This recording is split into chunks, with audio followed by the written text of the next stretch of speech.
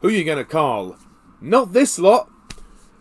Hello everybody, and welcome to my latest podcast, where today I review the latest film in the Ghostbusters franchise. Ghostbusters Frozen Empire. Released in 2024, directed by Jill Kenan, however you say that. Starring Paul Rudd, Carrie, Coon, Finn Wolfhard, and a smattering of other people. Mainly the cast from the previous movie. McKenna Grace as well. I think she's the most notable star of the movie. So Ghostbusters Frozen Empire. This is the sequel to Ghostbusters Afterlife, which came out a few years ago. I have to confess, I'm not really a fan of the Ghostbusters franchise. I've seen a few of the movies, but not in a long time. I think I might have seen the first one. It's been a while. I've not seen the second one. I saw the female reboot one, and I saw Afterlife. So I'm kind of seen most of the movies, but I'm not too familiar. I wouldn't call myself an avid fan of them, basically. So going into this movie, I wasn't really expecting anything more than what the previous movies already offered. So without further ado, let's get right in and talk about this movie. When the discovery of an ancient artifact unleashes an evil force, Ghostbusters new and old must join forces to protect their home and save the world from a second ice age. Ghostbusters Frozen Empire. It is neither great, nor is it terrible.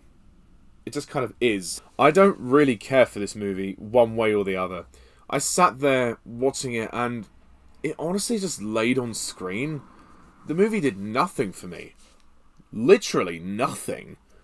I mean, at the same time, there were some cool moments, and the effects were quite nice. But for the most part, this film was a boring drag. It really wasn't that good. I don't know if it was slightly better than the last one, or about on the same level.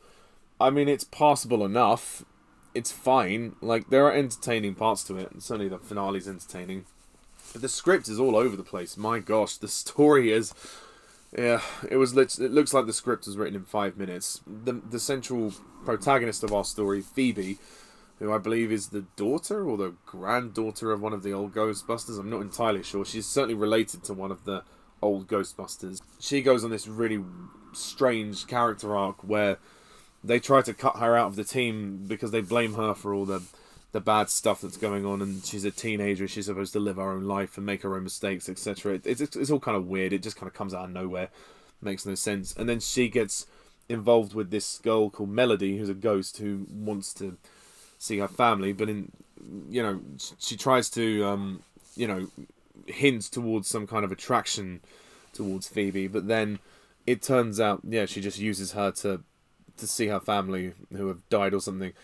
Again, there's loads of plot elements that kind of don't make sense. And then it's your basic generic, oh, there's an evil villain who was buried a long time ago, who's now been risen from the dead, and we have to stop him before he freezes everything. If you think about it this way, the mummy on ice. That's kind of how I see it. It's like the Brendan Fraser Mummy movie, but with ice. That's pretty much what it is. And there's this whole long, convoluted exposition with Patton Oswalt talking about the villain. I can't even remember his name. I think it was Garaka or something like that, or Regako. I don't even know. It's some kind of stupid name like that. And there's just so many people in this movie. Like there's literally all the old cast, all the new cast. There's people I don't even remember from Ghostbusters Afterlife. And ultimately, I just sat there thinking, why are we still making these films now? What possibly can this offer to the series? Paul Rudd doesn't even look like he wants to be there. And there's this other plot thread, which is him trying to be a stepfather to Phoebe and gain the title of her stepdad. It's just weird. Like, everything comes out of nowhere. It doesn't fit. It doesn't flow together. The opening action sequence promises something fun, but after that, it kind of just drags. You know, like how The Incredibles 2 opened with that amazing action sequence with the Underminer, but the movie kept its momentum and it kept the drama going. This had nothing. This had nothing. After the opening, it just completely sagged, and I just didn't care. I just didn't invest in the characters one bit. I think I might have even dozed off halfway through this film because there was literally nothing going on. This movie's not even long. It's like under 2 hours long. But it felt long. It felt long. That's never a good sign. You know, it felt long, which isn't great. And the other kids aren't particularly good either. You might remember Finn Wolfhard from the last film, and I believe he was also in the It movies. He's okay. He doesn't really get much to do.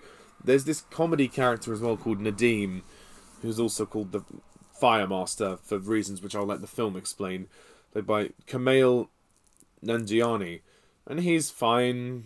He's all right. And you know, Celeste O'Connor is in this film as well as Lucky. She was also in the Madam Web movie. Yeah. And Emily Alyn Linda's Melody is also good. And you do get some time with the old Ghostbusters. You know, nostalgia aside, there's nothing really to see this film for. It's more of the same. I can't think of anything else to say about it. I'm lost for words because what I saw just didn't do anything for me. It just kind of laid on screen. The only sort of good thing I could say is that I didn't have to pay for it.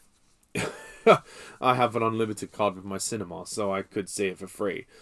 But at the same time, what else does it offer? Even if you're a fan of Ghostbusters, this isn't going to really, you know, offer you much. And if you're not a fan, this isn't going to win you over to the series. Either way. So that's my feeling about it.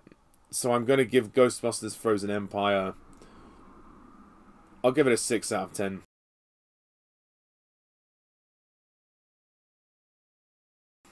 It's passable, it's fine, but really, you don't need to see this. It's not going to change your life one way or the other. So that's my review of Ghostbusters Frozen Empire. What do you think of this film? Please comment down below, let me know, and stay tuned for more podcasts to come in the future. So until next time, see you soon, bye for now.